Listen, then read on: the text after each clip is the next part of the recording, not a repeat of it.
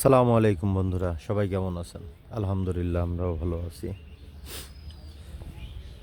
দেখেন বন্ধুরা, এই বেশ কিছুদিন না, ধরেন এই 15, 20, 25 দিন আগে চারা দিয়েছিলাম লাউয়ের। বীজ থেকে চারা হয়েছে, কত সুন্দর হয়েছে মাশাল্লাহ। এই গাছগুলো এখন তুলে তুলে লাগাই দিতে হবে বিভিন্ন জায়গায়। লাউর চারাগুলো কত সুন্দর হয়ে গেছে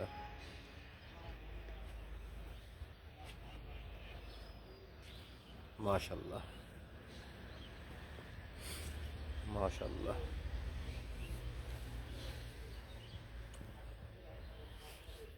কই মুরব্বি কই গেল?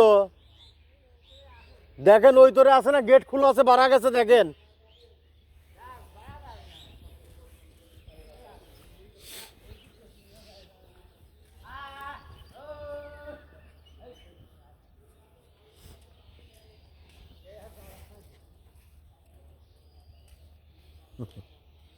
দুইশো নে কি খায়?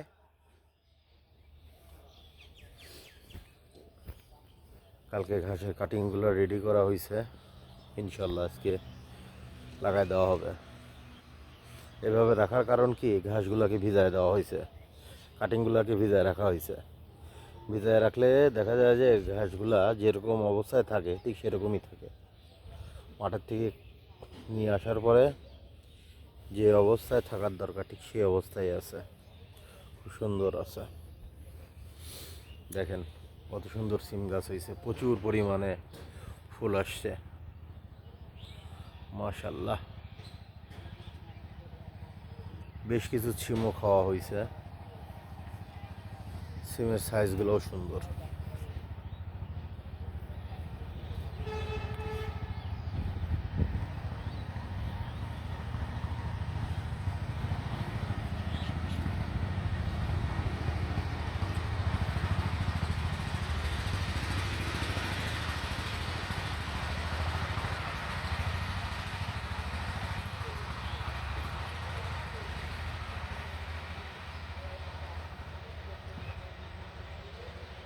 মাশাল্লাহ।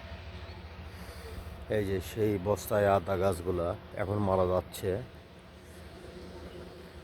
আর অল্প কিছুদিন পরে আমরা আদাগুলা তুলবো।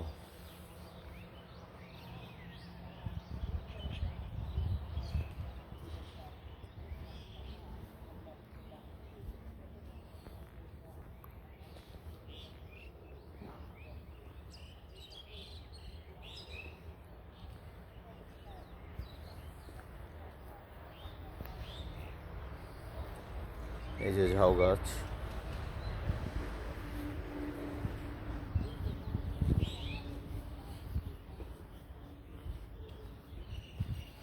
আর এই গাছটার নাম হচ্ছে করসস গাছ।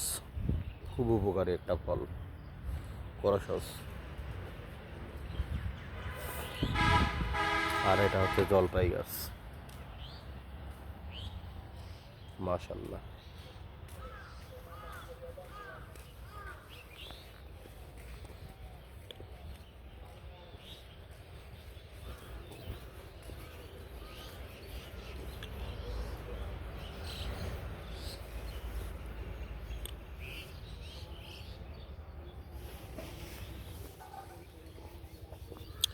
আর এটা হচ্ছে অপরাজিতা গাছ।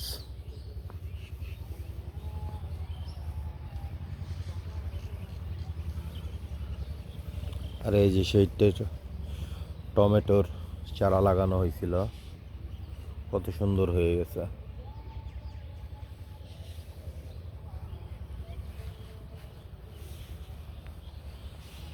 কমলা গাছ,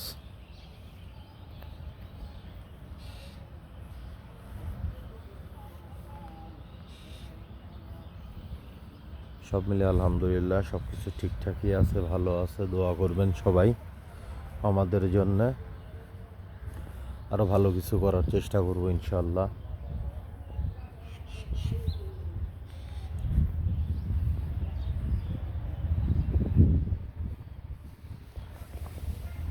এটা ডালিম গাছ,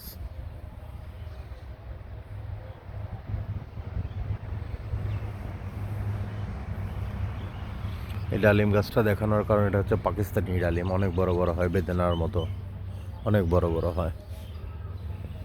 তো আলহামদুলিল্লাহ, সবাই দোয়া করবেন। আসসালামু আলাইকুম রহমতুল্লাহ ওয়া বারাকাতুহু।